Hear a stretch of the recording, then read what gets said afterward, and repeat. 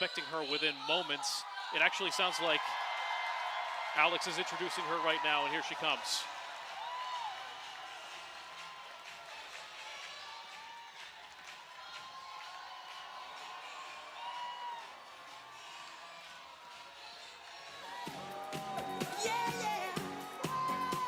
Kelly, we're hearing from her momentarily, and we will have more for you on WMAR-2 News at 11 tonight. Kelly. Hello, Maryland. Good evening, Maryland. Doesn't it feel good to be in Maryland tonight? Oh, yes. Well, first of all, to Alex, you know, she forgot to tell you one important part of that story. She's the one who got on the bus after I had to race after her first grade friends and said, well, we have to wait for a certain 40-year-old to come across the park. Well, I have to say, first of all, tonight, I must give credit to the absolutely unfailing God that I serve. One whose grace has been sufficient at every turn. I don't have enough words to say thank you to God, whose faith has been unfailing. I want to thank him so much. And just a moment ago, I received a call from Governor Hogan congratulating me on tonight's victory.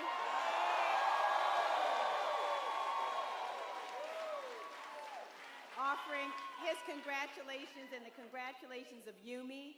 And I know that we both share a very deep love for Maryland and commitment to Maryland, so I certainly want to thank him so much for his service. Now, I start off with something that is so obvious, and it's that it couldn't be overstated, but tonight absolutely could not have been possible without you, without every single person in this room and the people of Maryland. So to the people of Maryland, thank you so very much. Thank you to Marylanders. Thank you.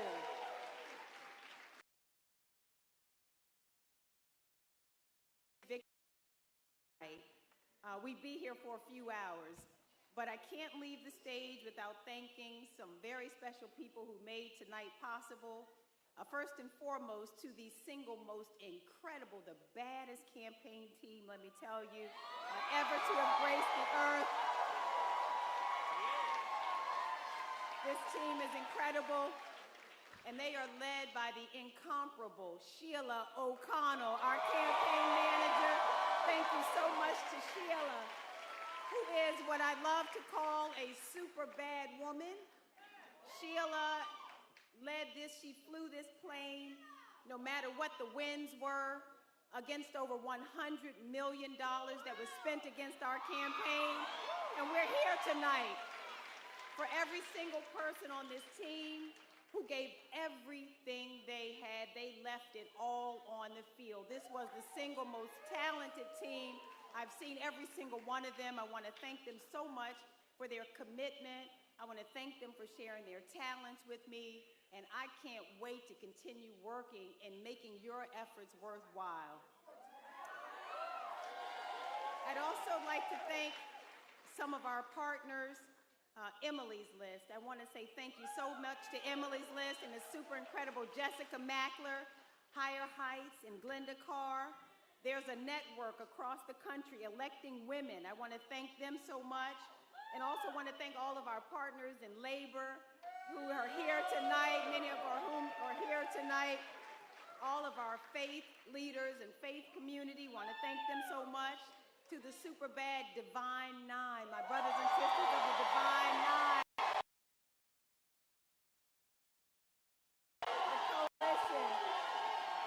Yeah, yes.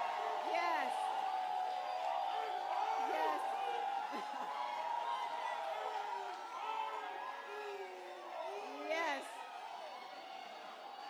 I'd also like to say thank you so much to the Democratic Party led by Ken Ullman and also Dr. Charlotte. All of my friends in elective office, don't we have the baddest captain of Team Maryland, Governor Wes Moore? I want to thank him so much. All of our friends and our federal delegation who are here today.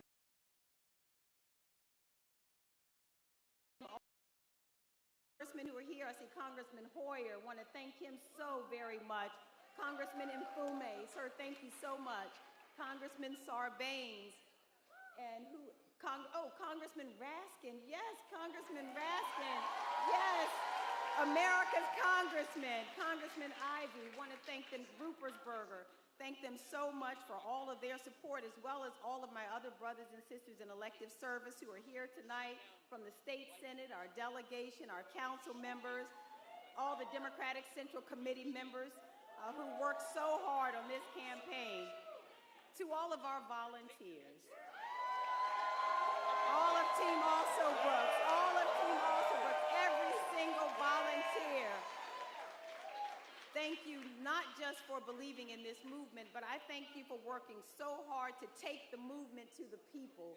So for every single volunteer who opened your home, who met us in coffee houses, met us in backyards, for all the donors who contributed, I want to just say thank you so much for every phone call and every door knock. Thank you so very much.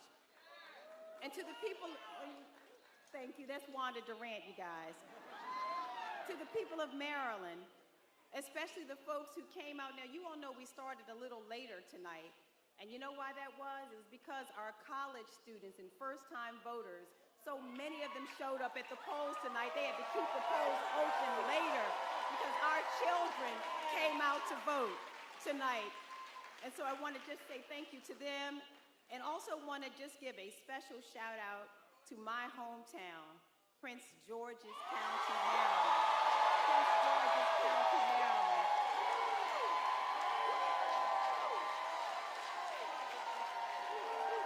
The place where I have grown up, the ones who I love so much. You know, I woke up this morning to my neighbors who lined my street and hosted a pep rally for me as I left my neighborhood. And I want you to know that this is the Prince George's County that I have known. The people who cheer each other on, where greatness grows. At times we struggle together and we work to build a better future for all of our children. And to those Marylanders whose support I have yet to earn, I may not have won your vote, but I want you to know that I hear your voice and I will be your senator too.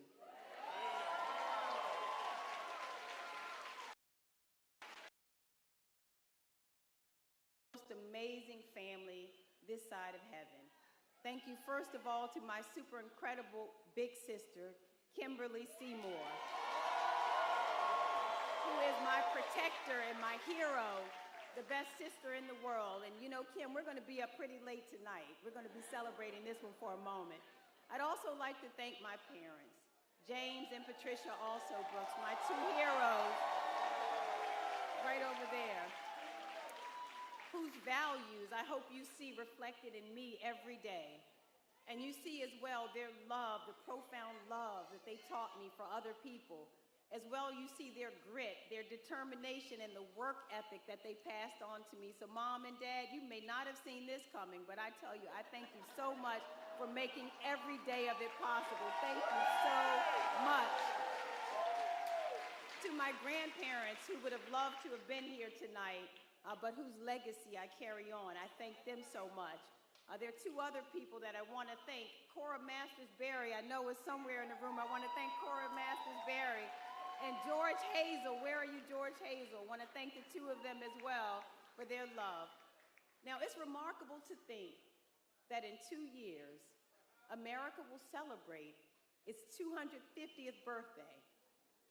And in all those years, there have been more than 2,000 people who have served in the United States Senate. And only 3 have looked like me.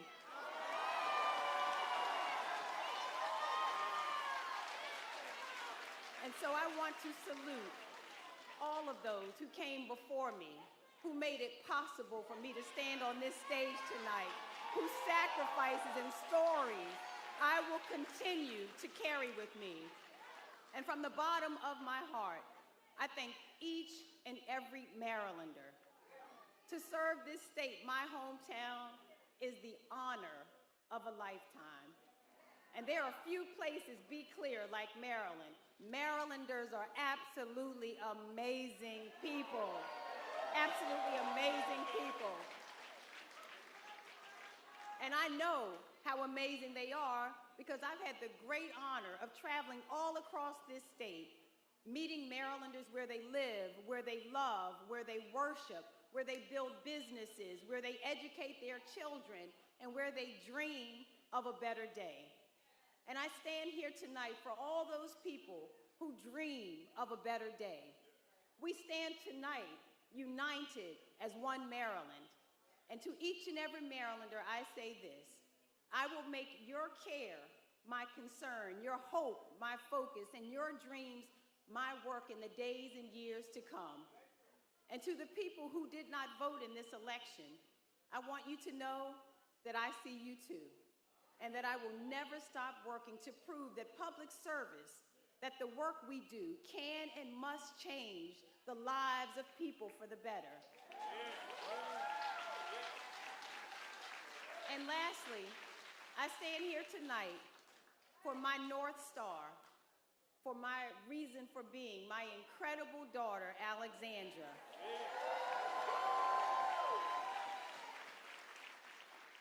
Alex should know that I first ran for public office because of her. And I ran for the Senate because of all of you, for the young people and the elders of our country, about the future that you one day will inherit, and the country that I know we all can be. I know that we can be a country that yells less and listens more, that fears less and trusts more, where we see the humanity in each other before the hateful word. And as divided as we may feel, in America, I still believe there is no us against them. There is only us. And with the right leadership, we can get back to a place where we celebrate each other more, where we see the humanity in people before the hateful word or the hateful deed, a place where our economy is fairer and our democracy is stronger, a place where women's health is protected, where hard work is rewarded, and where government exists not to eliminate our freedoms, but to celebrate and advance them. A place where you and your generation and all the generation, our kids' generations, can enter the workforce, knowing that not only will you have a chance to achieve the American dream, but that your children will also be able to achieve their dreams as well. And I've often said, and I'll say it again, the number one issue as I've traveled across the state is economic opportunity.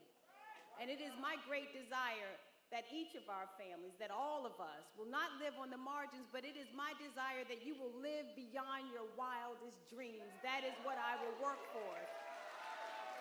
And a place where you have no doubt that you can dream and be whatever you want in this country.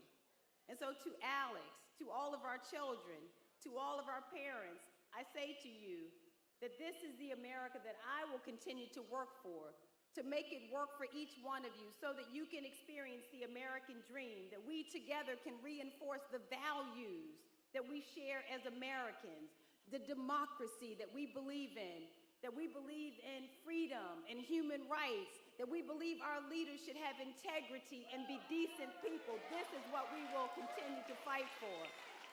And as I've said a few months ago in Chicago, it's always darkest before the dawn. And you heard me say that we have endured for a night, and now joy cometh in the morning. And I want you to know that I am still hopeful that we will learn later tonight that that joy will be led by a woman, by my friend, our next president, Kamala Harris. Tomorrow begins the hard work of making every day that comes a little better than the one before it. And that's a fight worth fighting. And that's a fight we are going to win. And so again, I say to each of you, I thank you from the bottom of my heart. What a wonderful honor. I can't wait to be your next senator, representing you in the Senate of the United States. And let me say one other thing before I leave. How lucky have we been to have Senator Ben Cardin representing us as senator from the great state of Maryland, a man whose integrity and brilliance not only benefited Marylanders, but benefited our whole country. And so I say to Senator Ben Cardin, we thank you so much, sir. Myrna, his wife, is here as well. I want to thank the two of them so much for their service. We love you so much, and we thank you. I'd also be remiss if I did not acknowledge one other person. I wanted two people. My pastor, John K. Jenkins, and Trina Jenkins are here tonight. I certainly want to salute them and thank them so much